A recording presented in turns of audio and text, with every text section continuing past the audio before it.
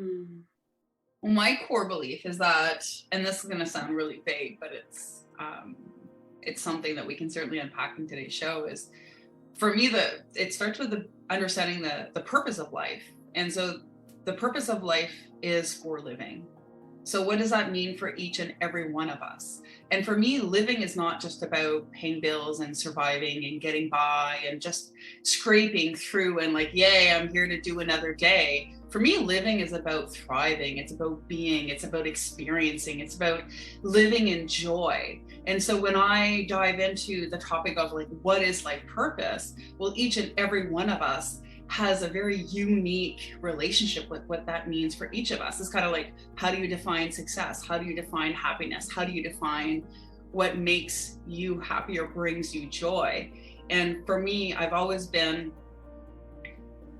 a really strong proponent of recognizing that our life purpose is designed in its highest octave to bring us joy, to bring us freedom, to bring us prosperity. And for me, that are indicators that you're in your zone. You've awakened into your truest purpose because you're thriving.